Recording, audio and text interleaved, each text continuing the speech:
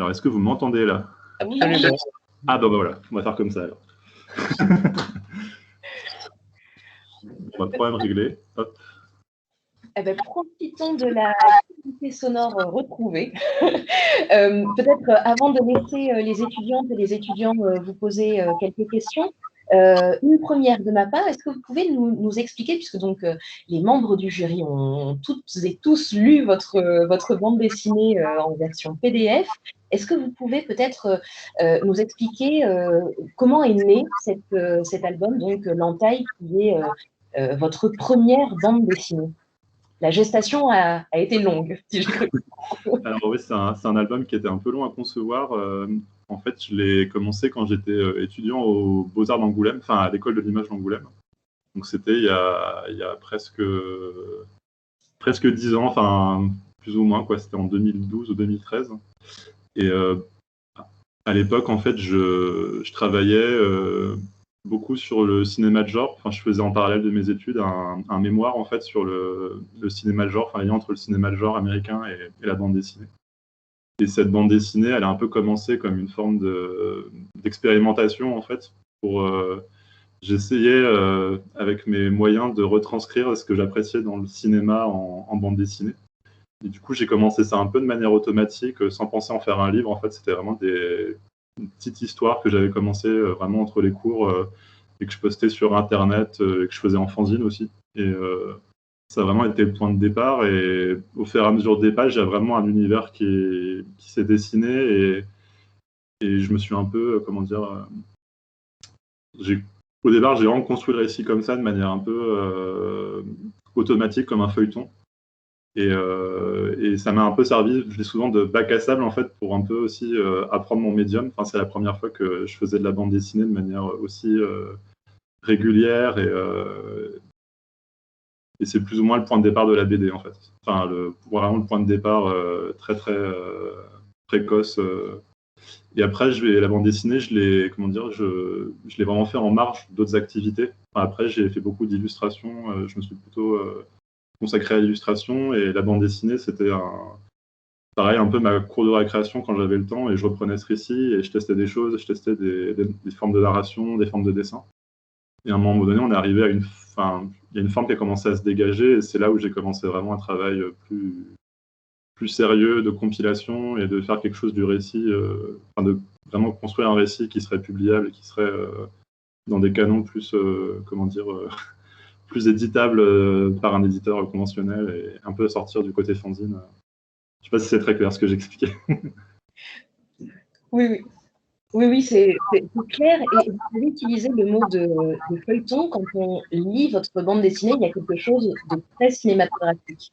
Dans l'enchaînement des séquences, dans les plans, dans le jeu d'ombre et lumière, dans l'histoire même, qui peut rappeler, ça paraît assez évident, mais que Tueur à la batte rappelle des tueurs en série, dans un milieu adolescent, des films qu'on a pu voir plus jeunes. Dans l'aspect cinématographique, ça va même dans les détails, lorsqu'il y a des scènes à la télévision, des reporters qui parlent de tueurs en série, il y a même les barres noires qui s'affichent sur les écrans de télévision.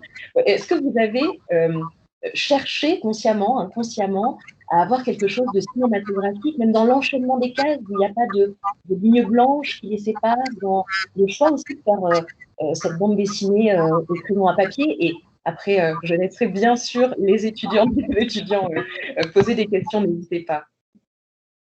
Alors, ça rejoint un peu ce que j'ai dit au début, c'est-à-dire que la forme à début était très expérimentale, très erratique, et en fait, par exemple, le fait de ne pas mettre de délimitation entre les cases, c'est une contrainte que je m'étais plus ou moins imposée au départ, mais juste parce que je trouvais ça joli, en fait. Enfin, je n'avais pas vraiment pensé la chose trop en termes de mise en scène ou d'effet. Et au fur et à mesure de faire les pages et de les faire lire, je me suis rendu compte qu'il y avait du coup un effet qui se créait, qui est un effet d'enchaînement de séquences un peu presque hypnotique, qui rappelle un peu aussi, qui marche aussi assez bien avec l'enfermement des personnages. Et du coup, je l'ai gardé, cette contrainte, même si c'était un peu compliqué à gérer après au niveau de la mise en scène. Ça imposait des choix de mise en scène qui n'étaient pas forcément aussi très, très faciles pour construire le récit après. Et le côté cinématographique, en fait, à la base, moi, je suis je viens plus du cinéma que de la bande dessinée. Quand j'étais petit, ma culture de l'image, c'est vraiment une culture VHS, télévisée, filmique. Et j'aime beaucoup le dessin. Et je me destinais beaucoup à faire du cinéma d'animation quand j'ai voulu faire des études. Hein. Mais je me suis rendu compte que ça ne me plaisait pas, parce que le cinéma d'animation, enfin le cinéma en général, c'est un travail d'équipe, en fait. Enfin, même si on veut faire les choses en petit comité, il y a quand même au moins 4 ou 5 personnes pour faire un film. Enfin, c'est très dur de le faire tout seul. Et du coup, je pense de cette frustration est née l'envie aussi de d'essayer de reproduire ce que j'appréciais dans le cinéma, mais en bande dessinée. Et ça a été compliqué au départ, en fait, parce que moi, quand j'étais étudiant en bande dessinée à Angoulême, en fait, il y avait une assez forte critique du fait de faire de ce qu'on appelait du cinéma de papier, c'est-à-dire il y avait beaucoup de bandes dessinées qui reprenaient les codes du cinéma, en fait, et c'était assez mal vu, en fait. C'était un peu une forme de bande dessinée. Je ne vais pas dire des mots trop violents, mais on accusait un peu les gens qui faisaient la bande dessinée de cette manière-là d'être un peu feignants, de ne pas chercher à renouveler le médium, de trop se laisser influencer par le cinéma et tout ça. Et du coup, moi, au début, j'ai eu beaucoup de mal, en fait, à trouver cette envie de retranscrire une image cinématographique. J'ai eu beaucoup de mal à le trouver légitime. Et il y a juste un moment donné où vraiment je me suis rendu compte que en fait, ça avait le fait d'essayer de retranscrire l'image cinématographique en bande dessinée, en soi, ça peut être une forme plastique un peu innovante, en fait. Et du coup, j'ai essayé de trouver des moyens d'innover par là, et j'ai un peu pris des chemins de traverse. Par exemple, il y a une image avec des clairs-obscurs qui peut beaucoup rappeler le cinéma noir. Mais pour fabriquer cette image, je me suis aussi beaucoup inspiré de la photographie, de la peinture, beaucoup. Enfin, je suis revenu un peu aussi aux sources de ce qui a inspiré le cinéma. Donc, je pense par exemple à des peintres comme Edward Hopper ou toute une partie aussi de la peinture européenne. Je pense aussi à Félix Vallotton qui a beaucoup inspiré le cinéma dans ses cadrages, dans plein de choses. Et de cette manière-là, j'ai un peu, outrepassé une espèce d'illégitimité que je ressentais quand j'étais étudiant, où vraiment on poussait beaucoup les étudiants à innover, à faire des choses très graphiques, qui seraient propres à la bande dessinée. Et moi, j'avoue qu'avec ce rapport au cinéma, je me sentais un peu les fesses entre deux chaises, quoi. Et c'est vrai que le fait de faire les choses un peu dans mon coin de manière expérimentale, ça m'a aussi permis d'aboutir à cette forme. Et ça a été un travail très linéaire, en fait. C'est vraiment, j'ai rebondi sur des erreurs de dessin, en fait, que j'ai transformées en style, entre guillemets, en parti pris plastique. Et par exemple, le choix du crayon de papier, c'était au départ juste pareil, un choix de confort. En fait, c'était le médium dans lequel je me sentais le plus à l'aise pour dessiner. En fait, je trouvais que c'était quelque chose d'assez simple et en même temps qui permettait beaucoup de variation, beaucoup de plasticité. Et pareil, en bande dessinée, c'est plus trop le cas maintenant, mais il y avait un peu aussi une hégémonie de la ligne claire, en fait, de dessiner, ou de la tablette graphique, des rendus numériques. Et c'est vrai que faire une BD très plastique, avec des images très, très chargées, très denses, c'était pas non plus forcément trop vers quoi on nous envoyait, enfin, pas trop les modes de l'époque, entre guillemets. Après, ça a un peu évolué depuis, mais et du coup, tout s'est construit, en fait, dans ce climat-là. En fait, la bande dessinée s'est construite dans ce climat-là. Donc, au début des années 2010, 2012, du coup, c'est un peu le parti pris de départ. Alors, je ne voudrais pas accaparer toutes les questions, donc n'hésitez pas à en poser à Antoine Maillard.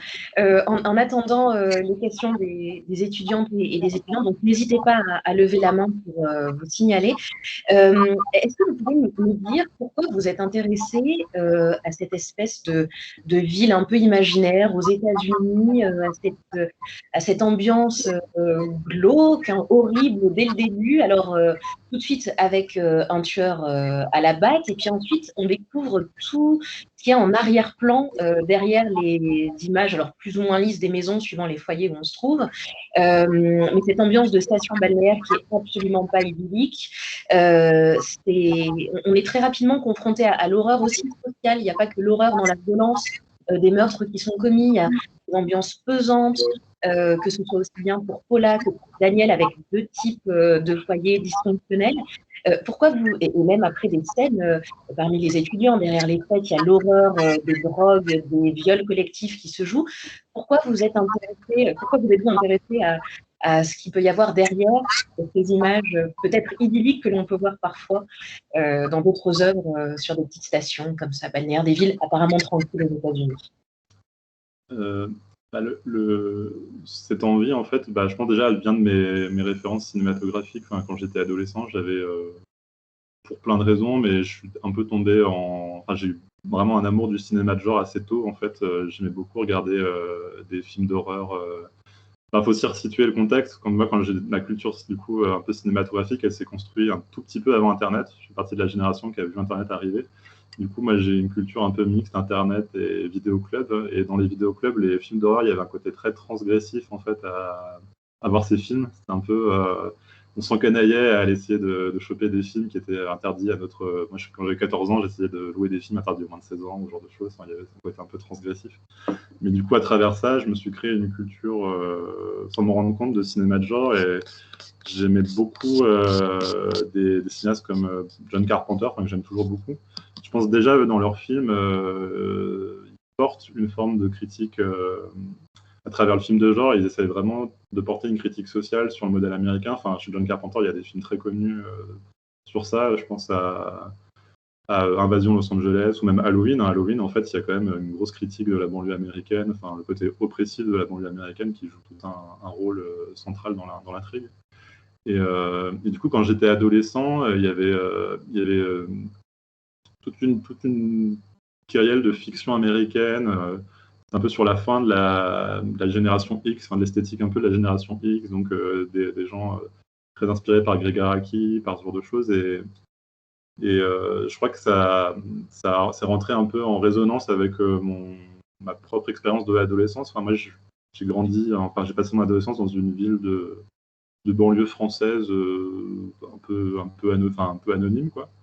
Et je sais que moi et mes amis de l'époque, adolescents, on fantasmait beaucoup notre quotidien à travers le prisme de ces fictions-là, en fait. Et du coup, on fantasmait aussi beaucoup... Enfin, je pense qu'on l'intellectualisait pas comme ça à l'époque, mais on fantasmait beaucoup notre réalité sociale à travers ces fictions de genre, que ce soit, je sais pas, Buffy contre les vampires ou d'autres séries de l'époque un peu du même style, du même acabit. Et dans la BD, j'ai voulu un peu aussi retranscrire cette sensation en fait que j'avais adolescent où du coup il se passe des choses très, comment dire, très crues du quotidien qui sont vraiment de la réalité sociale très frontale. Et en même temps, en tant qu'adolescent, on est encore un peu dans le monde de l'imaginaire, mais encore un côté très enfantin où on fantasme beaucoup les choses à travers l'imaginaire. Et du coup, j'ai voulu utiliser le prisme de la fiction de genre comme une espèce de véhicule pour parler de ces questions-là. Et c'est en même temps ce que je vivais moi en tant qu'adolescent. Enfin, j'ai l'impression que c'est un peu confus ce que je dis, mais vraiment, j'ai vraiment voulu essayer de retranscrire ce moment un peu flottant où à l'adolescence, on a encore cet imaginaire très présent dans notre façon de voir les choses et qui est très influencé par ce qu'on regarde et par les films qu'on regarde. Et du coup, la BD, je l'ai construite comme ça. Et moi, dans mes goûts aussi personnels de cinéma ou de fiction, j'aime beaucoup les fictions de genre qui se servent du film de genre ou du motif pour parler d'autre chose. Enfin, j'aime beaucoup les gens qui me parlent dans un film d'horreur, en fait, qui ne me parlent pas de manière très premier degré de tout l'aspect folklorique, mais qui me parlent, je sais pas, d'un problème social précis ou d'un problème sociétal, et qui servent entre guillemets du vernis fiction de genre pour comme d'un appât en fait pour me plonger dans des problèmes plus sophistiqués ou plus compliqués ou peut-être plus durs à aborder de manière littérale. Je pense que la fiction de genre, c'est vraiment son point fort et c'est un peu ce que j'ai voulu faire dans l'entaille en fait. Je voulais surtout pas faire un film qui soit faire une bande dessinée qui soit juste comment dire, quelque chose de purement référentiel avec en fait une intrigue derrière qui serait un peu prétexte à juste enchaîner des motifs reconnaissables pour les cinéphiles. Ça m'intéressait pas en fait. Je voulais vraiment, à l'inverse, raconter une histoire qui me tenait à cœur, mais utiliser le prisme du film de genre pour la véhiculer et comment dire, attirer le lecteur vers elle en fait. Et nous avons une première question de Julie. Julie, on t'écoute. N'hésite pas à allumer donc ta caméra en plus de ton... Oui, bonjour. Bonjour. Bonjour. Merci beaucoup pour ton album. Je voulais te poser une question par rapport justement à ce lien avec le côté cinématographique et la façon dont tu l'as amené dans la BD. Et comment pour toi, par quoi c'est passé comme médium ou pour transformation? Parce que c'est vrai que quand on lit, au final, on parlait tout à l'heure du fait qu'il n'y a pas de transition de ligne entre les cases, elles sont vraiment raccrochées les unes aux autres. Et du coup, en le lisant, ça donne vraiment un rythme super soutenu. On a l'impression presque de lire un storyboard. Et du coup, je me demandais si ça avait été vraiment un moyen pour toi justement de se rapprocher du côté cinématographique, de créer presque un storyboard. Moi, j'avais l'impression de lire en fait le pitch d'un court-métrage en dessin, et c'était très très bien réalisé. Donc, voilà. À l'étape du découpage, en fait, il y avait de base, je ne fais pas de séparation. Enfin, pour aller très très vite, je fais souvent un quadrillage très très rudimentaire de mes pages. Du coup, il y a déjà ce côté pas de séparation. Et au storyboard, ça fonctionnait aussi très très bien. Enfin, quand j'ai vraiment commencé à écrire tout l'album en long, je me rendais compte que cet effet que j'avais au storyboard, je voulais le garder sur les pages finales. Et il y a une grosse influence que je cite beaucoup. Alors, je ne pourrais pas dire des noms précis, mais à la fin du 19e, début 20e, il y avait des compilations illustrées d'images. Enfin, c'était un peu l'équivalent de Tumblr, mais version livre. C'était des curiosités en images, et souvent, il y avait pas, la reproduction photographique était encore très rare à l'époque. Du coup, on demandait à des graveurs de faire des planches pour illustrer des articles sur des curiosités. Et je me rappelle par exemple d'une page où on nous montrait les premiers, ou en tout cas des rues éclairées avec des éclairages électriques à Londres. C'était un peu une nouveauté. Et le graveur avait fait un enchaînement de vues de Londres en gravé. Et pour des économies de papier, je pense qu'ils avaient tout mis sur une page et c'était composé un peu comme une bande dessinée. Et ça donnait l'impression d'être dans un film gravé, en fait, où on voyait comme un travelling qui se baladait dans la rue, et où on verrait les rues sous certains éclairages. Et ça m'a beaucoup marqué et j'avais beaucoup aimé ces effets-là, en fait. Enfin, d'ailleurs, c'est un peu presque de la proto-bande dessinée. Enfin, on retrouve beaucoup de traces de bande dessinée dans l'estampe, en fait, avant le XXe siècle. Et ça a été une grosse influence, en fait. Il n'y a pas que cet exemple-là, il y a beaucoup de récits gravés où, en fait, il y a des petites narrations. En fait, il n'y a pas de séparation. Enfin, ils font pas de marge blanche. C'est vraiment... et moi, je trouvais que l'effet était assez intéressant. Et du coup, il y a aussi un héritage qui n'est pas du tout cinématographique, qui vient en fait plus du monde de l'estampe et de la culture graphique. Et après, le côté storyboard, j'ai aussi voulu un peu l'éviter. C'est ce que je disais au début sur le côté cinéma de papier. C'est un peu ce qu'on reproche, ce qu'on peut reprocher justement à des gens qui font de la bande dessinée, qui viennent d'écoles d'animation. Il y a souvent ce gros trait de faire du storyboard avec des dessins un peu plus poussés que ce qu'on ferait pour du storyboard. Et moi, par exemple, j'ai voulu j'essaye de casser ça avec des compositions de pages. Par exemple, j'essaye aussi de créer des symétries dans mes compositions de pages ou de casser le rythme en mettant des grandes images d'un coup pour essayer de changer. Enfin, par exemple, j'ai eu une phobie à un moment donné de faire des plans en format paysage, en fait, qui pourraient vraiment rappeler un cadre cinématographique. Il y a plein de moments où j'essaye d'éviter dans ma mise en page. J'essaye de trouver des trucs et astuces pour créer plus de la séquence. Je sais qu'il y a des séquences à la fin où il se passe beaucoup d'actions, où j'ai vraiment voulu à tout prix éviter que ça ressemble à un storyboard. Enfin, je ne sais pas si j'ai réussi, mais j'ai essayé de trouver des choses graphiques, des rythmes graphiques, des fois en faisant figurer le décor ou en l'enlevant, en essayant vraiment de profiter du dessin pour ne pas que ça soit trop identifié à du cinéma sur papier, quoi. Après, pour l'effet, personnellement, j'ai trouvé que c'était beaucoup plus abouti au final graphiquement qu'un storyboard, même si je connais pas bien le monde graphique des storyboards et comment ça se présente de manière générale, mais c'était vraiment très abouti. Mais il y avait un rythme qui était assez incroyable et qu'on retrouve assez peu dans la BD finalement, sur justement l'enchaînement, la tension qui s'installe, etc. tout au long du récit. Donc c'est très réussi. Merci beaucoup. Ah, merci. C'est aussi un jeu de... Enfin, moi, je le considère pas comme abouti. Hein. Pour moi, c'est une expérimentation de ce côté-là. En fait, il y a des choses, si je devais encore le refaire maintenant, je changerais plein de choses. Hein. D'ailleurs, avec l'éditeur, on a bien demandé de dire stop, là, on touche plus l'album, il est très bien comme ça, on va pas non plus. C'est aussi pour moi, j'envisage, c'est vraiment mon premier livre, mais j'essaie d'envisager les livres aussi comme des essais, en fait, jamais comme des choses finies ou figées. Voilà. Merci beaucoup. Merci. Une question maintenant de... Bonjour Floriane. Bonjour. Bonjour. Alors, vous avez déjà commencé à en parler, mais je vais quand même vous poser la question, du coup, ce qui a un rapport entre l'adolescence et le monde onirique que vous proposez. Est-ce que du coup, en réalisant votre bande dessinée, vous vouliez retranscrire une entaille, je joue du coup sur votre titre, c'est-à-dire une blessure du coup adolescente universelle, par la réflexion onirique que votre BD propose, c'est-à-dire que celle en fait de se perdre dans des fantasmes rêvés. On a des fantasmes violents, par exemple celui de Dan au début de tuer sa mère, donc il l'oppresse. Ça c'est un fantasme qui se retranscrit par le rêve, mais on a aussi un fantasme lié au lieu qui ressemble un peu du coup à ceux des films américains, mais pourtant il n'est pas dit que ça se passe aux États-Unis. Et en tant qu'adolescent, nous, on a beaucoup de rêves, de ces genres de clichés, en fait, de soirées avec, bon, si on se met dans la peau des garçons, des filles canons, des sportifs, si on se met dans la tête des filles, des fêtes sur la plage, hein, ça se passe essentiellement sur la plage, mais des rêves, justement, qui, dans votre BD, sont anéantis par la violence. À la fête, par exemple, il y a le viol collectif de Laurie, le meurtre de Ralph, les lieux sont des scènes de crime.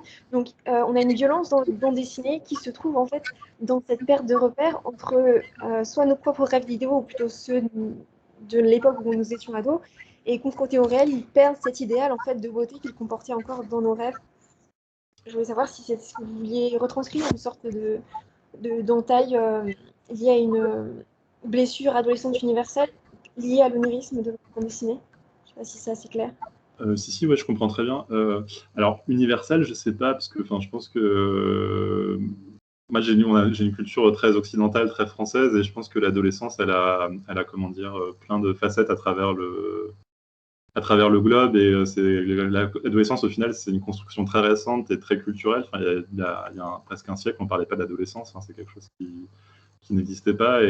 Mais je pense que oui, en fait, alors, sans être universel, je dirais que j'ai voulu parler d'une sorte de fin de la naïveté qui apparaît à l'adolescence, où justement on a aussi tout un prisme qui est lié à l'imaginaire, qui se met plus ou moins à mourir en fait, parce qu'on rentre dans des réalités très adultes. Justement, en fait, l'adolescence pour moi c'est l'arrivée de la vraie conscience du mal en fait, de ce qui est vraiment le mal. Quand on est enfant, si on fait des choses mauvaises, on nous traite pas de criminels, on dit pas que moralement enfin si nos parents le font, mais de manière en fait au final assez légère, on n'est pas, on ne considère pas encore complètement responsable du mal qu'on fait. À l'adolescence, la question commence vraiment à se poser, et c'est en fait j'ai un peu construit le récit autour de ça, autour en fait d'une fin de la naïveté autour de ce qu'est le mal. Par exemple, moi quand je suis enfant et que je vois des films avec des criminels, des tueurs, pour moi c'est très abstrait en fait. La mort est très abstrait, le fait de tuer quelqu'un c'est très abstrait. Quand on arrive à l'adolescence, surtout à la fin de l'adolescence, qu'on s'approche de l'âge adulte, ces choses-là prennent prennent vraiment corps en fait dans nos vies. Ça a vraiment un impact. Et la BD parle aussi de ça en fait, que on n'est plus dans c'est un dialogue qu'a le personnage de Paula, on n'est plus dans le jeu en fait. Ces choses-là deviennent très tangibles. Et par exemple, le personnage de Daniel, il est encore il est dans un rapport très dissonant à ça, c'est-à-dire qu'il est très couvé par sa mère, donc il est dans un rapport très protégé du monde, et c'est comme si cette violence s'infiltrait dans sa sphère par le rêve, par des fantasmes morbides, par quelque chose qui est très, qui vient de l'intérieur. Et ça rejoint aussi du coup, une de mes grosses influences, John Carpenter, qui a beaucoup parlé de ça dans ses films, que ce soit donc, il y a La Nuit des Masques, Halloween, mais il a fait toute une espèce de... Les cinéphiles appellent ça une trilogie sur le mal, où est-ce que le mal est inné, est-ce qu'il est acquis. Du coup, il y a toute une série de films comme Le Village des damnés ou The Thing qui parlent de ça, qu'est-ce que c'est vraiment le mal. Par exemple, moi, Halloween, c'est un peu une grosse influence pour la bande dessinée, et c'est quelque chose qui a vraiment beaucoup dans ce film-là aussi. Du coup, pour répondre à la question plus directement, oui, c'est une forme d'entaille dans le paradigme de l'adolescence, en fait. Enfin, je ne saurais pas exactement. Enfin, c'est un peu pompeux comme ça, mais je pense qu'on est dans l'adolescence, on est vraiment dans un monde flottant où à la fois des choses sérieuses commencent à arriver, et on est encore dans le côté très ouateux, très intangible de l'enfance. Et l'intrigue de la BD parle de ça, parle d'une rupture, en fait, d'une rupture. Après, le titre est vraiment un titre, à la base, la BD avait un titre américain, qui va probablement peut-être rester dans la version anglaise.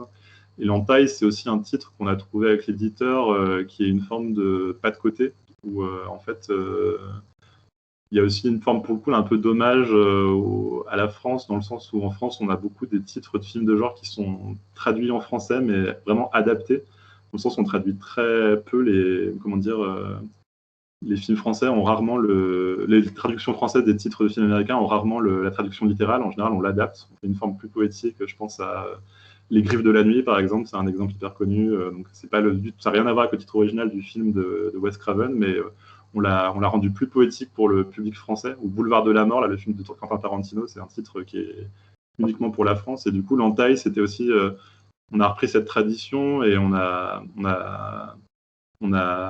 créé un titre français qui évoque quelque chose d'un peu, comment dire, qui évoque un peu l'humeur de l'album, sans évoquer... je crois que donc, le titre en anglais que j'avais utilisé, c'était Slash Them All, qui était en gros taper-les tous, tuer-les tous, une espèce de slogan un peu. Et l'entaille, il y a un côté plus poétique, plus, comment dire, plus appropriable par le lecteur, en fait. Et bizarrement, je trouve qu'il marche mieux, en fait, parce que du coup, il a une sorte de polysémie qui permet au lecteur de beaucoup plus, comment dire, investir le récit. Je ne sais pas du coup si je réponds bien à la question, mais... Si, tout à fait. D'ailleurs, je me permets juste, par rapport à l'apparition du mal, ça se fait à la fois de manière individuelle et collective, parce que, bon, individuel, ça concerne chacun, mais collectif aussi, parce que le mal se sépare. À la fin, les deux personnages principaux se séparent. Bah, oui, et puis le mal, en fait, c'est une construction,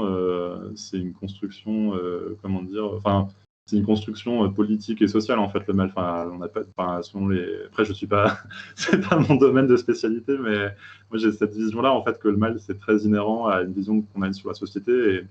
Et par exemple, le personnage de Daniel, sans lui trouver des excuses, en fait, il y a une forme d'abandon, c'est-à-dire, par exemple, sa mère va le surprotéger sur certains aspects, qui sont des aspects très propre à une vision sociétale. Donc, sa mère veut qu'il fasse des bonnes études, elle veut pas qu'il ait des mauvaises fréquentations, parce qu'il y a tout ce fantasme sur le fait si on a des mauvaises fréquentations, on va devenir une mauvaise personne.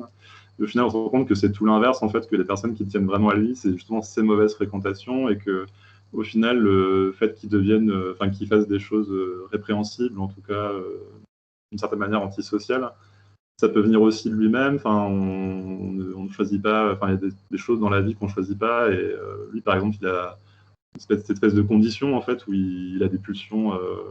La nature n'est jamais dénommée, mais bon, il y a des pulsions morbides clairement. Ça, c'est un peu inspiré des gens comme Jeffrey Dahmer, qui sont des grandes figures aux États-Unis. Jeffrey Dahmer, c'est un tueur en série très connu aux États-Unis. C'est le cannibale de Milwaukee. Il y a eu un album de BD récemment là, d'Earthback Dirt dessus. On voit son adolescence. C'est quelqu'un pareil qui avait des pulsions morbides et qui en plus qui était accentué par le climat social dans lequel il vivait, qui était il avait aussi une mère très particulière, un peu abusive, et il était bizuté dans son collège. Tout ça était aussi une caisse de résonance pour accentuer une condition qu'il avait au départ. Et c'est un peu le parti pris que j'avais dans la BD, c'est de dire en fait on peut pas se préserver du mal. Le mal est inhérent et le puritanisme moral, que ce soit dans la famille ou dans la société, en fait, n'empêche pas d'arriver, en fait. Après, c'est pas le thème principal de la BD, mais c'est aussi un des angles que j'avais pour raconter l'histoire. Et voilà. Merci. Merci Floriane. Colin, tu as une question. Bonjour Colin. Oui, bonjour, vous m'entendez? Ouais, c'est bon. Oui, bonjour. Alors j'avais une question donc, à propos de l'adaptation un peu de code cinéma en bande dessinée et des problèmes un peu que ça avait pu poser au début, enfin des questions que vous étiez posées à propos de ça. Et je me demandais si justement si le fait d'adapter un genre cinématographique en bande dessinée, ça marchait pas parce que justement dans ce cas le genre existe pas vraiment en bande dessinée. C'est-à-dire qu'il n'y a pas de bande dessinée d'horreur et parce que la bande dessinée c'est pas fait pour l'horreur puisqu'il n'y a pas vraiment l'effet de surprise en bande dessinée. Enfin, c'est beaucoup plus dur de surprendre, de faire peur en bande dessinée qu'au cinéma. Et donc, est-ce que justement parce que c'est un genre qui n'est pas très adapté et pas très utilisé en bande dessinée, là, il n'y a pas quelque chose à faire avec des nouveaux trucs à trouver, quoi, des nouvelles façons de mettre en scène, de mettre en page et tout. Donc, est-ce que voilà, vous avez réfléchi à ça? Bah justement, ouais, c'était vraiment les questions que quand j'étais à Angoulême et que j'ai commencé la BD, c'est du coup, j'étais dans un cursus universitaire d'analyse de la bande dessinée. Et c'est les questions qu'on se posait à l'époque, en fait, vraiment est-ce que la bande dessinée horrifique existe? Est-ce que c'est possible de... Enfin, c'est des questions que j'ai abordées aussi dans mon travail de recherche à l'époque. Et en fait, en fait, il faut retourner le problème à l'envers, c'est qu'en fait, effectivement, la bande dessinée horrifique existe et elle-même, enfin, elle précède pas le cinéma d'horreur, mais en fait, elle est presque concomitante même dans les sources dans les stampes japonaises, par exemple. Il y a que les yokai et tout ça, il y a déjà une tradition de narration en images un peu horrifique, en fait, enfin, des contes horrifiques avec des choses un peu fantastiques, un peu ésotériques. Et moi, je me suis beaucoup inspiré d'une tradition qui vient du Japon, justement, dans le manga, qui s'appelle l'eroguro, qui est l'érotico-grotesque, et il y a aussi tout un courant de bande dessinée horrifique qui existe depuis les années 70-80. Enfin, après, je ne veux pas dire de bêtises, parce que je ne suis pas non plus hyper connaisseur du manga japonais, mais moi, il y a des auteurs comme Junji Ito ou Miyetaro Mushizuki qui ont fait vraiment des chefs-d'œuvre de la bande dessinée horrifique qui sont pas très connus en France, qui sont un peu connus aux États-Unis justement. Junji Ito, il a fait une BD un manga qui s'appelle Spiral, qui est vraiment un monument de la bande dessinée horrifique. Et en fait, si, il y a des moyens de faire de l'horreur, mais c'est pas du tout des moyens qui vont être les mêmes que le cinéma. En fait, c'est des moyens qui vont beaucoup plus passer par des effets de mise en scène, mais par exemple, au cinéma, il y a beaucoup le jump scare, donc c'est de vous montrer une image très effrayante qui arrive d'un coup au montage et vous y attendez pas.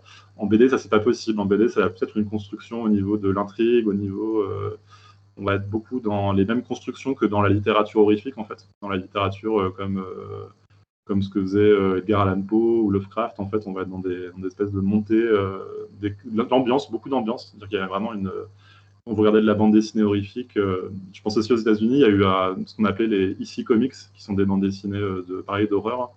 On va surtout jouer en fait sur déjà un dessin assez réaliste. On va être vraiment dans quelque chose un peu dans un dessin très proche du réel.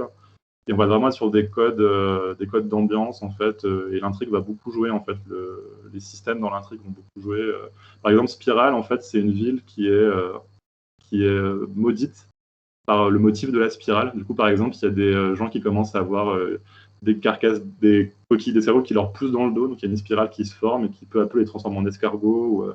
Ou une fille qui a des boucles en forme de spirale qui vont lui envahir la tête et l'étouffer. Enfin, on va jouer sur des codes graphiques et on va moins se baser sur le mouvement et plus sur le graphisme, en fait, dans l'horreur en bande dessinée.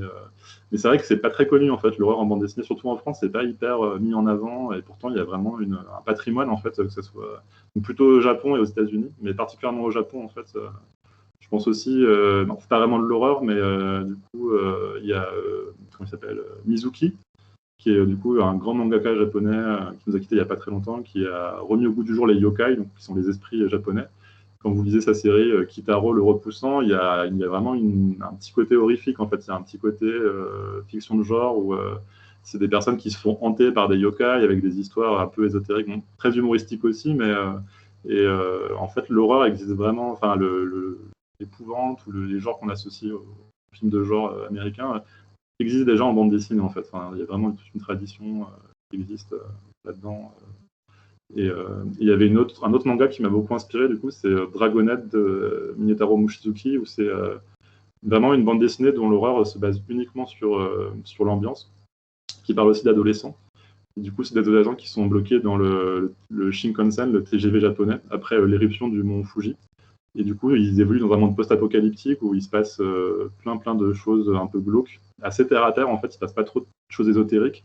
Il y a tout un discours sur la peur du vide, la peur de l'obscurité, parce que toute une partie de la BD se passe dans un tunnel de train enseveli, en fait, où ils sont prisonniers avec d'autres adolescents.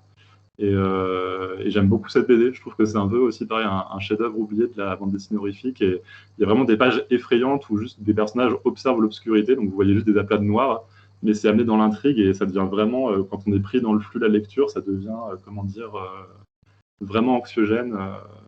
Il y a un passage de la BD où je me suis un peu inspiré de ça. Il y a un passage où Paula a une espèce d'hallucination où elle voit le tueur et où tout devient sombre autour d'elle. C'est une petite référence à Dragonette, du coup, où il y a vraiment tout ce discours sur l'obscurité, et des fois juste une case noire, si elle est bien amenée dans le récit, donc un carré noir, quoi, c'est pas quelque chose de très sophistiqué, peut devenir effrayant parce que ça dit quelque chose dans le flux de l'histoire, dans la séquence. D'accord, parce que justement, je me disais en vous entendant qu'il y avait très peu de fantastique d'ésotérique ou de surnaturel quoi, dans votre BD. Alors que par exemple, moi ça m'a fait penser un petit peu à Charles Burns et à Hall, qui est un peu le seul bande dessinée un peu horrifique que je connais. Et où il y a les deux en fait, il y a l'ambiance entre les adolescents et le côté ville américaine et tout, enfin toute une ambiance un peu pesante et un peu glauque. Mais en plus, il y a un peu de fantastique. Et là, j'ai trouvé que bah, vous réussissiez à avoir le même genre d'ambiance un peu horrifique, mais sans le fantastique, avec juste l'intrigue policière ou un peu horrifique, mais sans le fantastique, quoi. Donc effectivement, peut-être que la référence avec moins de fantastique est intéressante. Et en plus, je trouve que du coup, ça crée un décalage avec la référence originelle des films d'horreur, en fait. Parce que du coup, on s'attend à avoir plus de fantastique. Et donc, le mélange des deux codes, je trouve, est intéressant. Donc, merci beaucoup. Bah, merci. Avant de redonner la parole à Florian qui a levé la main, peut-être pour revenir aux références dont vous parliez, notamment côté japonais, dans le surgissement d'images, lorsqu'il y a des scènes qui sont violentes autour de Paula, alors je ne sais pas si ce sont des hallucinations ou si c'est une manière d'exprimer en fait par cette image d'un bébé qui pleure, un chien qui est très agressif, ou bien plus tard, avec cette hyène qui apparaît, qui est en train de déchiqueter un corps au moment où Dan tue à la fin de l'album. Est-ce que c'est une inspiration, là encore, de BD japonaise et peut-être, en plus de cette question, sur l'aspect, il n'y a pas de fantastique, il y a quand même des moments de flottement entre le rêve et la réalité dans la bande dessinée, que ce soit sous l'influence des drogues, où certains personnages se demandent s'ils ont bien vu le tueur ou si c'était imaginé, dans les fantasmes que peut avoir Dan aussi sur l'assassinat de sa mère, qui se réalise, on le comprend, par l'ellipse à la fin de l'album ou pas, on ne sait pas, mais il y a quand même une scène qui est assez menaçante. Il y a quelque chose quand même de l'ordre du fantasmé, quelque chose qui est entre le rêve et la réalité et qui en plus est exacerbé par l'utilisation du crayon à papier, ce jeu d'ombre et de lumière. Donc ces deux choses sur le surgissement d'images qui a priori n'ont rien à voir avec l'histoire de l'album et puis sur cette ambiance tout de même un peu fantasmée, des choses un petit peu flottantes sur ces adolescents qui passent à l'âge adulte. Et ensuite, je n'oublie pas de passer la parole à Florian.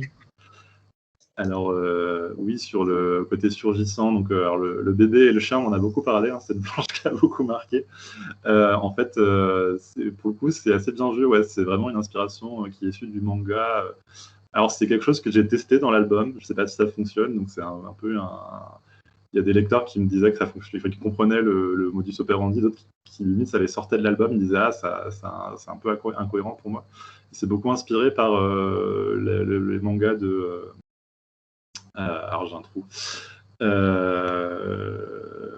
Le mangaka qui faisait du coup Amer Béton, dont je vais retrouver le nom. Attendez, je regarde la bibliothèque pour essayer de. Satoshi Kan. Taiyo Matsumoto. Ah non. Matsumoto, pardon. En fait, Taiyo Matsumoto, c'était c'est toujours une grosse influence à cette époque où il a un côté un peu surréaliste, où il y a des moments où il va retranscrire l'état mental des personnages par des espèces d'allégories visuelles. Je pense à ça donc, dans un manga qui s'appelle Gogo Monster, où on suit un enfant, enfin un écolier un peu comment dire, solitaire qui fantasme beaucoup de choses et du coup où du coup la métaphore, enfin, visuellement, il va mélanger un peu des collages visuels qui vont être une sorte de symbolisme de l'état mental. J'ai voulu faire ça dans ces moments-là, du coup, parce que pareil, je cherche des méthodes pour comment dire, ne pas tomber dans du cinématographique, donc c'est de profiter de l'outil séquentiel qu'offre la bande dessinée. Et c'est quelque chose qu'il a aussi beaucoup fait dans le manga Ping Pong, qui est un super manga sur le ping-pong, du coup, au Japon, où par exemple, des fois, les joueurs de ping-pong en plein match, pour retranscrire ce qu'ils ressentent, on va voir, je sais pas, un aigle voler au-dessus de la table ou un dragon apparaître l'espace d'une case, pour, je sais pas, signifier par exemple la hargne ou ce genre de choses. Et j'aime beaucoup ce système-là, en fait. Après, c'est un système qui est très très dur à amener. Matsumoto, ça marche souvent parce que de base, tout son univers est très fantasmagorique. Moi, dans l'Entaille, c'était un peu plus ténu parce que l'univers repose quand même sur des bases un peu réalistes dans les décors, dans les situations. Et c'était très compliqué à amener. Donc, à chaque fois, j'essayais de créer un moment un peu suspendu, qui peut être une hallucination, quelque chose qui est lié à la peur, enfin toujours dans des moments très intenses où on peut penser que c'est aussi des formes de, comment on appelle ça, de d'élucubration mentale. Enfin, quand il se passe quelque chose de très intense, on a plein d'images qui nous viennent en tête. Enfin, on a un peu des fois le cerveau qui brille, et du coup, j'ai voulu retranscrire un peu ça dans les pages, en fait, des moments très intenses où du coup, je crée cette espèce de collage qui va aussi retranscrire une sorte de détresse, une sorte de... C'est presque, pour moi, c'est presque sonore, en fait. C'est un peu bizarre, mais j'ai pensé ça presque comme dans une espèce de forme de son, enfin de bruit, en fait, à ce moment-là, et que ça passe par des images, parce que du coup, je peux pas créer de son, en fait, dans la bande dessinée, donc j'essaye de créer une espèce de bruit graphique à travers ces motifs-là. Et je sais pas si ça marche, hein. C'était vraiment très expérimental, et je l'ai fait à des moments très précis de l'album. J'ai essayé de pas en faire un gimmick, un effet trop prononcé. Du coup, il y a cette fameuse page avec le bébé qui a beaucoup marqué. Et du coup, c'est vraiment une espèce de forme de symbolisme visuel, en fait, qui est très inspiré par la bande dessinée japonaise, et notamment par Taiyo Matsumoto.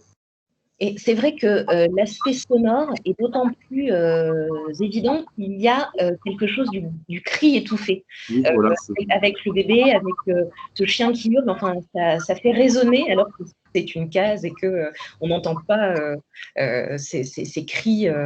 Floriane, tu as de nouveau une question ? Oui. Merci de me redonner la parole. J'ai une question sur la dualité humain et monstre, parce que je sais que vous êtes un grand fan de David Lynch et vous avez fait votre mémoire dessus, je crois. Et votre BD me fait penser à The Elephant Man, peut-être que vous l'avez vu, et j'entends dans votre BD le cri principal du film, je ne suis pas un monstre, je suis un être humain. Parce qu'en fait, tous les adolescents de votre bande dessinée, c'est en voulant devenir des hommes, ou plus exactement des adultes, que les personnages, du coup, que ces adolescents deviennent des monstres. Il y a plusieurs exemples, et dans toute cette violence, on se demande du coup qui est humain, qui ne l'est pas. On a la mère de Dan, comme elle est tyrannique, on a tendance à dire qu'elle est inhumaine, mais quand Dan la menace, elle redevient humaine d'une certaine manière, à la différence de Dan qui est lorsqu'il est martyrisé un petit peu par sa mère, mais devient inhumain quand il la tue. Il y a d'autres exemples, Paula évidemment qui, pour se défendre ou pour protéger les autres, prend le revolver et tire. Là aussi, la violence fait qu'elle perd son humanité. Lors de la fête, par exemple, lors de la soirée, on pourrait dire qu'il est inhumain par l'odeur qu'il a sur lui dans un groupe d'humains, mais finalement, comme les autres se moquent de lui, peut-être les autres qui sont inhumains, Laurie, au tout début de la BD, qui avoue ne rien ressentir pour les filles qui sont mortes, elle peut passer pour inhumaine. Et je voulais savoir si cette perte de repère entre ce qui était humain et ce qui ne l'est pas, est-ce que c'est une particularité de David Lynch, que vous connaissez sans doute beaucoup mieux que moi, ou est-ce que c'est quelque chose que vous avez voulu, qui vous... Oui, je pense que moi j'aime beaucoup David Lynch pour ça, c'est-à-dire qu'il est jamais manichéen en fait dans sa manière de présenter les choses, il est très ambigu, et moi j'aime beaucoup ça, c'est-à-dire que il y a effectivement Elephant Man où il y a ce côté-là où c'est très littéral dans Elephant Man, parce que du coup je suis pas sûr, mais je crois que c'est une forme de biopic en fait, du coup il retranscrit l'histoire de quelqu'un qui a une difformité physique, et c'est de manière très littérale, mais dans d'autres c'est quelque chose qui est très présent dans son œuvre, et je pense notamment, moi la grosse influence sur la BD c'est plus Twin Peaks, du coup, la série qu'il a fait avec Mark Frost, où vous avez le personnage principal, Dale Cooper, qui pendant toute la série a un côté presque angélique, on a l'impression que c'est le gendre idéal, et ce truc-là vient être renversé à un moment donné. Je veux pas, pour les gens qui n'ont pas vu la série, je ne veux pas leur gâcher le plaisir, donc je ne leur dis pas trop, mais et en fait le mal, une notion du mal est une question de contexte en fait, et c'est quelque chose qui m'a amusé en tant que scénariste. Après, c'est pas du tout très drôle pour les personnages, je les torture un peu du coup en tant que créateur de l'histoire, mais quelque chose qui peut être considéré comme malveillant ou comme monstrueux dans un contexte, en fait, prend une toute autre ampleur dans un autre contexte. Donc, par exemple, il y a le moment où Dan commence à tuer, en fait, au final, c'est pour défendre Paula, qui risque, elle, de se faire tuer par l'agresseur, par le batteur. Mais en même temps, la manière dont il agresse le batteur, c'est pour ça aussi qu'il y a l'image de la hyène, c'est très prédatorial, en fait. Il ne fait pas que la défendre. C'est-à-dire qu'il s'en prend, la manière dont même le langage corporel qu'il a à ce moment-là est vraiment un langage d'attaque, en fait, un langage de combat, quoi. Et pareil avec sa mère, en fait, quand il ose enfin répondre à sa mère, c'est plus juste une riposte, un mécanisme de défense, il rentre dans dans un mécanisme de prédation. Et à l'inverse, Paula, elle est vraiment construite en miroir par rapport à Daniel, où elle, au début du livre, elle est dans un rapport très frontal, très dur, elle montre très facilement au créneau, on sent que c'est quelqu'un qui ne veut pas se laisser marcher dessus. Et au fur et à mesure du livre, elle apprend déjà à faire confiance à certaines personnes, quitte à être trahie à la fin, et aussi à lâcher prise, en fait. Il y a une forme de lâcher prise où par exemple, elle va prendre conscience qu'elle peut, à la fin du livre, de certaine manière, elle veut en finir, elle veut protéger, en fait, enfin, pas forcément, pas directement protéger, mais elle est aussi dans un mécanisme de défense, mais qui, lui, est vraiment de la défense pure, par exemple. Donc, elle a ce revolver, mais en fait, elle va pas vraiment, enfin, elle va essayer de s'en servir, mais elle va être très maladroite, et elle se rend compte qu'au final, elle n'est pas cette personne, comment dire, elle n'est pas cette personne violente qu'elle pensait être. Et à l'inverse, ce personnage comme Daniel se révèle, lui, dans la violence. Il se révèle être très capable de violence et très efficace dans la violence. Donc, j'ai essayé de construire ce truc en miroir, en fait. Donc, un personnage qui est un peu on pourrait qualifier de voyou. Paula, c'est un peu une voyou, une petite frappe au début de la BD. Et elle va, on va dire, se révéler être beaucoup plus humaine que ça. Et à l'inverse, le personnage de Daniel, qui est un peu le jeune garçon de bonne famille, va se révéler être un peu un loup, être un peu justement un personnage monstrueux. Et pareil pour Laurie, en fait, qui est un personnage un peu aussi ambigu, on ne sait pas trop. Enfin, elle a plus une absence d'empathie, en fait. Je ne sais pas si elle est monstrueuse, mais elle a une absence d'empathie qui la travaille. Et elle est un peu symptomatique des personnages, en fait. Je voulais aussi montrer une espèce de moment où des gens se rendent compte qu'ils n'ont pas d'empathie, en fait. C'est un truc, moi, j'ai pas vécu personnellement, mais j'avais des amis qui étaient un peu comme ça, quoi. À l'adolescence, ils ne répondaient plus des enfants, et le fait de pouvoir être empathique des autres, c'est un mécanisme de socialisation assez important, et on voit qu'il y a des gens qui l'ont moins que d'autres, en fait, qui vont être beaucoup plus insensibles aux émotions des autres, et ça va créer des mécanismes de force, en fait, dans les groupes, et j'ai voulu aussi un peu parler de ça, et du coup, il y a ce côté, la monstruosité qui prend plusieurs formes, en fait, selon le contexte et selon les personnes, et jouer avec ça, en fait. Faire un peu des vases communicants où une personne à un moment est un monstre et en fait elle devient presque la victime et le monstre devient une autre personne à un moment donné du récit. Et ce jeu de dynamique, c'est super pour construire des histoires. En fait, moi j'ai vraiment voulu parler de ça aussi, et ça retranscrit beaucoup des jeux comment dire, sociaux que je voyais, enfin pas des jeux sociaux mais des connexions sociales que je voyais se créer à l'adolescence. En fait, quand j'étais adolescent, on voit ce truc, on voit nos anciens amis de l'école peuvent devenir nos bourreaux au collège et devenir vraiment monstrueux selon le contexte et selon plein de choses. Et je voulais un peu parler de ça aussi dans la BD, en fait, mais dans un contexte plus, un peu cinématographique, horrifique, donc avec tout un truc qui va avec et qui est charrié avec. Oui, vous avez réussi. Merci. On arrive bientôt au terme de cette rencontre, donc si vous avez une dernière question, n'hésitez pas. C'est le moment de lever la main et de la poser. Peut-être encore une question, Antoine Maillard. On a parlé beaucoup de violence, de monstruosité. Je voudrais peut-être que vous nous disiez un mot aussi d'ironie et de tendresse qu'il y a dans votre album. Alors, de l'ironie en jouant sur des codes. Dès la deuxième case de la première page de l'album, on a un « je suis morte » d'un personnage qui dit, voilà, pour exprimer qu'elle est fatiguée. Et puis, ça nous rappelle bien sûr ces phrases de « je reviens » dans les films d'horreur. Et puis après, c'est son ami qui va tout d'abord se faire tuer. Il y a le nom de l'école aussi, ce Playa Falsa High School. Donc, il y a des choses qui sont ironiques. On sent que vous jouez avec certains codes, avec de la mise à distance pour le lecteur. Et puis, il y a beaucoup quand même de tendresse pour des personnages, malgré des aspects monstrueux de leur personnalité, de leur évolution, que ce soit notamment pour Dan avec le carcan familial qui l'étouffe. Est-ce que vous pouvez nous parler peut-être de cette volonté de glisser de l'ironie dans une histoire qui est monstrueuse, qui est violente, et puis de la tendresse, si vous en avez, j'imagine, pour vos personnages?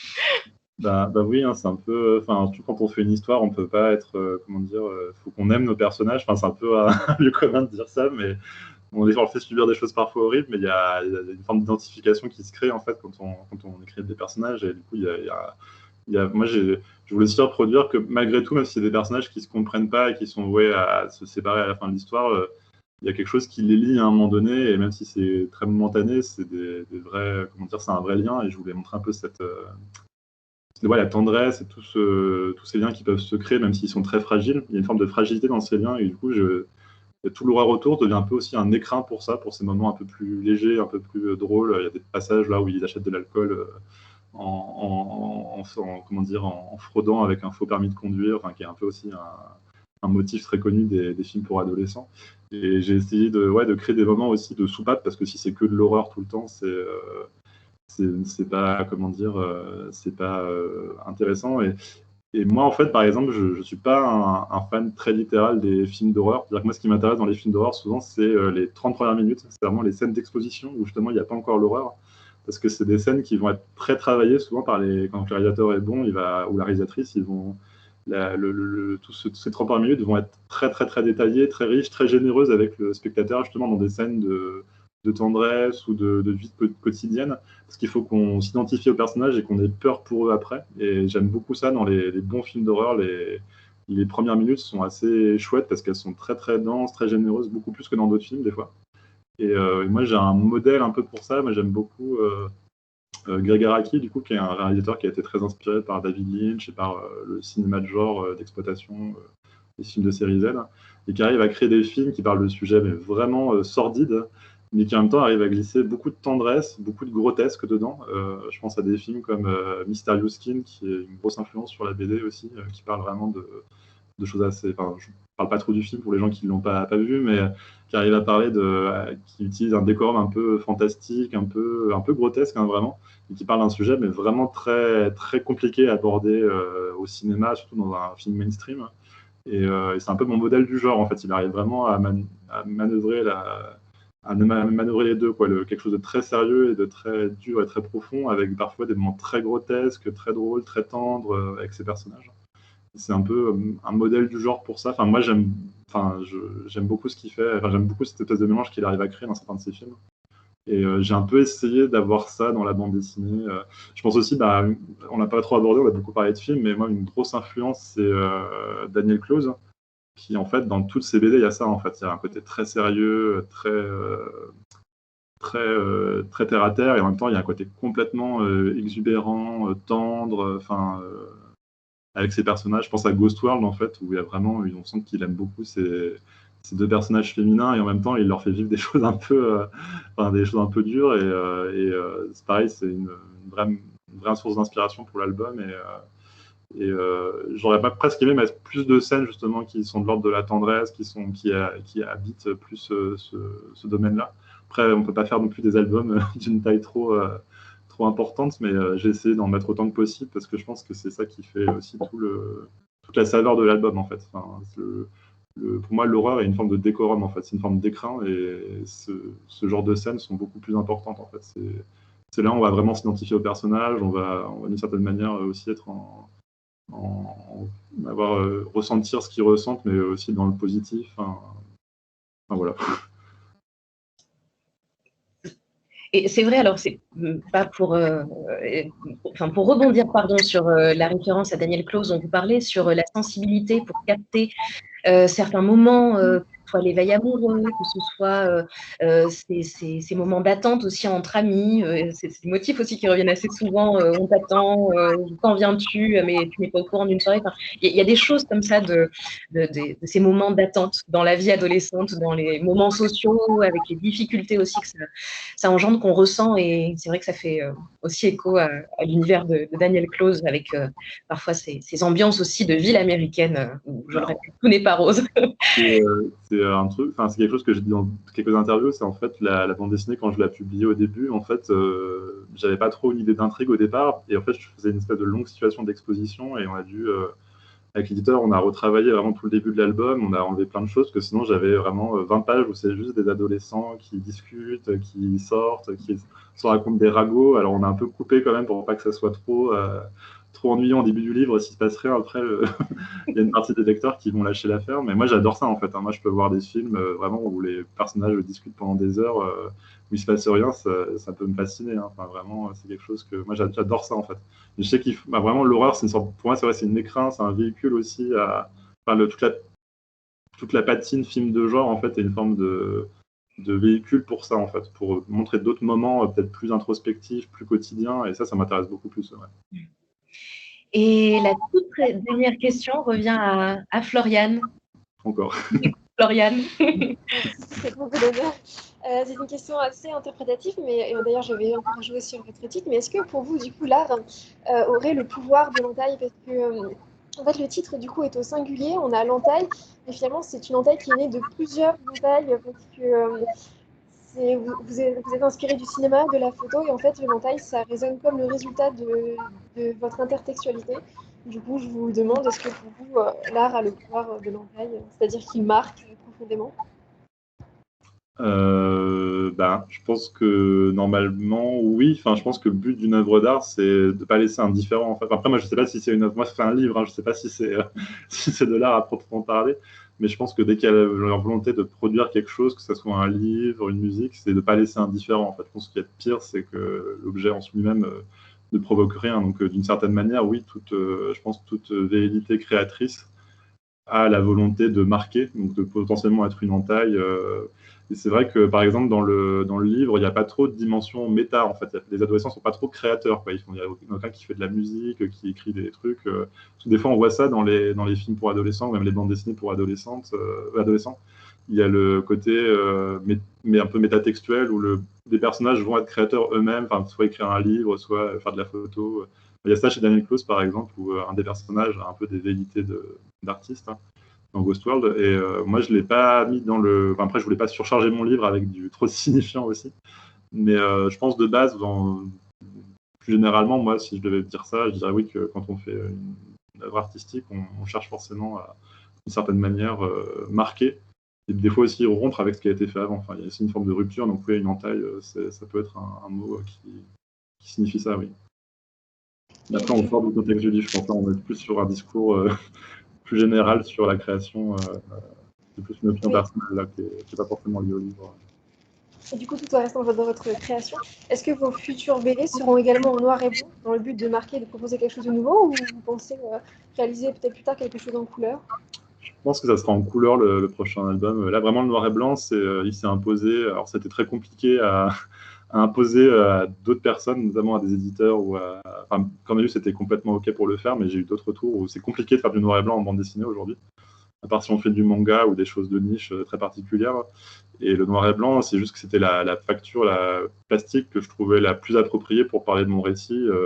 Je trouve qu'il n'y a pas assez de noir et blanc en général, en fait. Il y a vraiment, pour des critères assez mercantiles, on privilégie souvent la couleur parce que on pense que ça va plus vendre, que ça va plus plaire.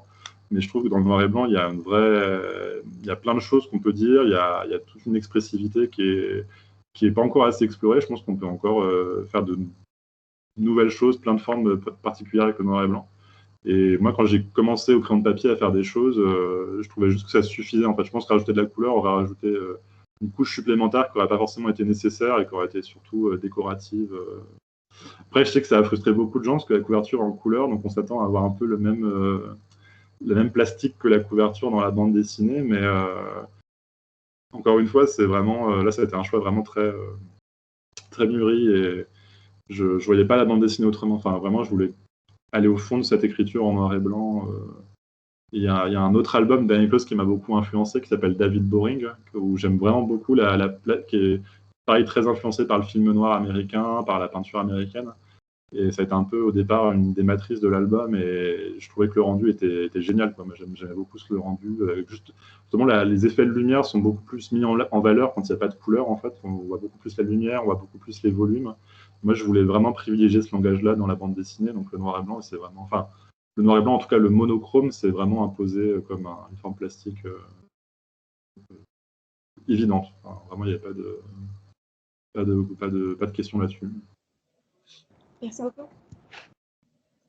Puisque vous avez évoqué vos prochains projets éventuellement, a priori même, en couleur, est-ce que vous pouvez nous en dire quelques mots? Est-ce que vous travaillez sur quelque chose actuellement?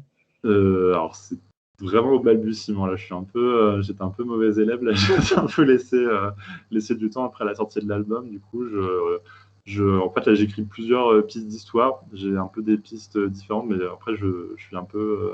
je dirais pas que je suis superstitieux, mais j'aime pas trop parler des projets quand ils sont encore à ce stade-là, parce que ça peut être...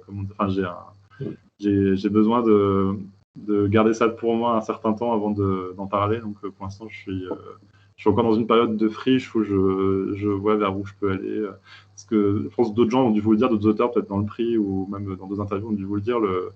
Une bande dessinée, c'est très long, c'est très prenant. Il faut vraiment être sûr que l'envie d'histoire qu'on a est suffisamment forte pour nous tenir en haleine nous-mêmes sur plusieurs années de dessin et d'écriture. Donc là, je suis dans la phase où j'essaie de voir des pistes qui pourraient être intéressantes et qui pourraient justement susciter l'envie d'en faire des albums au long cours. Et je suis aussi dans une démarche qui n'est pas forcément une démarche de faire très vite un nouvel album. Enfin, j'aime bien me laisser le temps, si je peux, de le mûrir. Peut-être pas aussi longtemps que celui-là, parce que celui-là, c'est un peu extrême. Mais voilà, mais en tout cas, être dans un rythme assez... de ne pas me mettre la pression par rapport à ça. Enfin, j'ai le luxe de pouvoir me permettre ça, donc j'essaye de faire les choses à mon rythme à ce niveau-là. Bah, en attendant le prochain album, déjà, bonne chance pour le prix France Culture BD des étudiants et des étudiantes. Merci beaucoup d'ailleurs. Merci beaucoup d'avoir invité. Merci à tous les étudiants, à toutes les étudiantes qui ont pris la parole ce matin. Merci d'avoir pris le temps de répondre à toutes nos questions.